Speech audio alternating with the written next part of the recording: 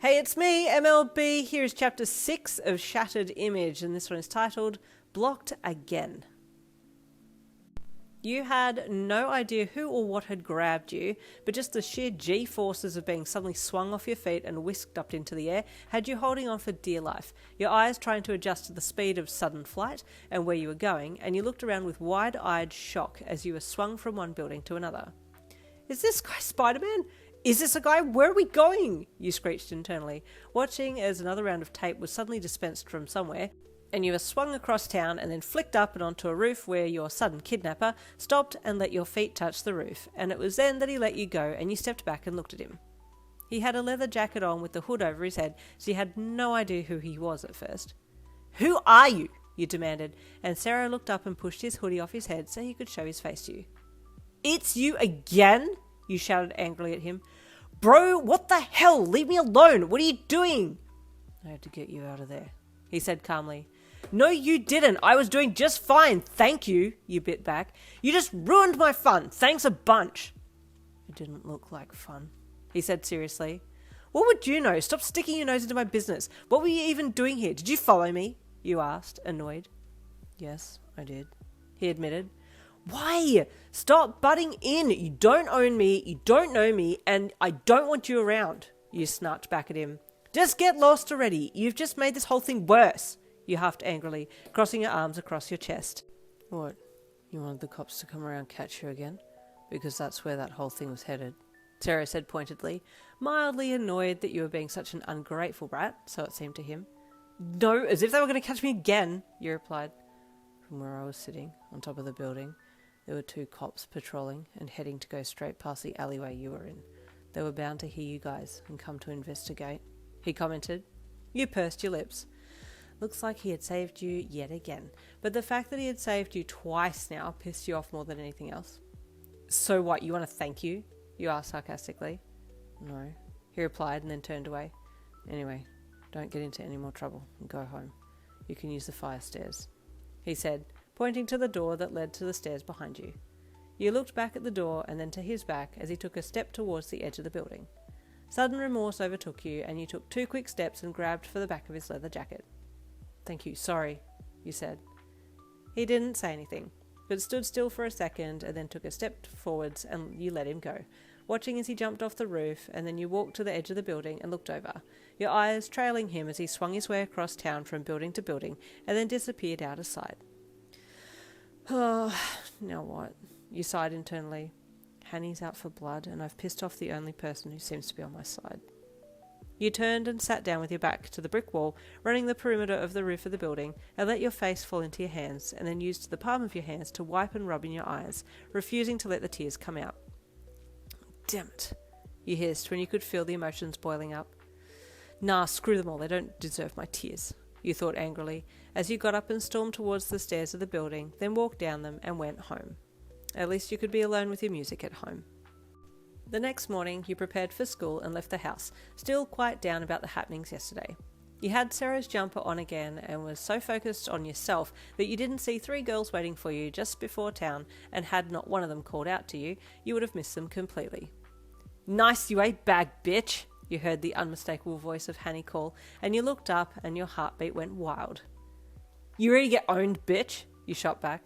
You gonna run like you did yesterday, coward-ass looking bitch? Hanni shot back, walking straight for you. You smirked and turned to face her. You did. Your day's about to go south real quick. Hanni didn't say anything, just pressed her vape between her lips and started to drag. Hanni, wait! Witnesses! Talon called, and you looked behind you to where Talon was looking.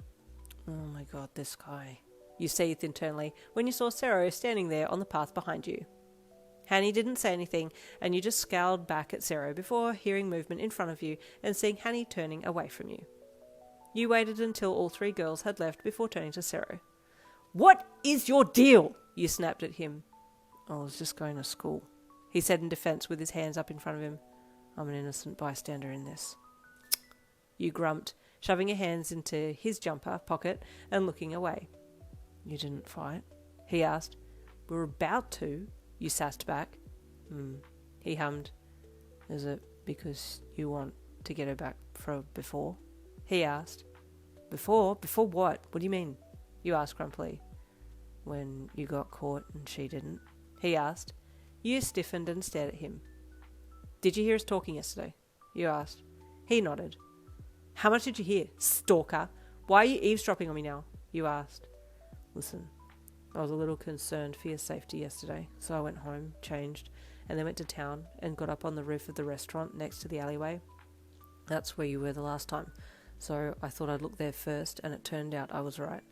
I overheard what was said, and then when it looked like that things were about to turn ugly and the police were coming closer, I dropped in and grabbed you. I can handle myself, you shot back at him. That's not the problem here. I don't know the full story, but it sounds like you've been brought to UA to make a change in your life, right? He asked. He's perceptive, you thought. You did think about lying, but he was being so straight up and honest with you, so you decided to give him the decency and reply in kind. Yeah, you sighed, letting your guard down a bit and looking away from him. Should you be fighting then? He asked. No, you grumped. But you're not my mum, my dad, or Mr. Aizawa, so I don't want to hear it from you. Stop trying to parent me. Okay, he said with a shrug, but you know where I stand. He took another step towards you and made to go around you, but you stepped into his path and stared up into his face. Listen, you said. I'm sorry, okay? But the way you're always around is pissing me off, you said honestly. Okay, fair, he said with a calm shrug. I was intentionally looking for you yesterday, and that other time that I found you hiding at lunch, but today was a coincidence, I swear. You grunted, turning and heading the back way to school with him following behind you. When you got into the tree line and started walking the path to the back of the school, you decided to fill him in on what was happening with Hanni, so that it would clear things up a bit. You thought maybe he might take your side, or offer some help of some kind. He was reliable, at least. Hanni and I were in a gang before, you said randomly as you walked. There were others in the group, but her and I were the main orchestrators of the plans. We had done some stuff before, but this one in particular, this one time, we'd cornered another gang, a boy gang, and I used my quirk to shut them down while she robbed them. We were supposed to split the loot once we got away, but then Hero Eraserhead showed up. Mr. Aizawa? Sero asked with surprise from behind you.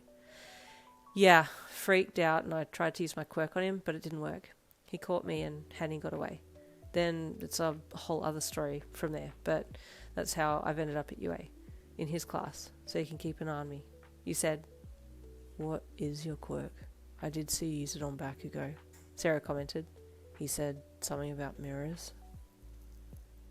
Ooh, and there's the end of chapter 6. I will see you Thursday for the Aussies, Wednesday for the Americans. I'm not sure what other days are out there that this drops on, but I'll see you next week for chapter 7. See you then.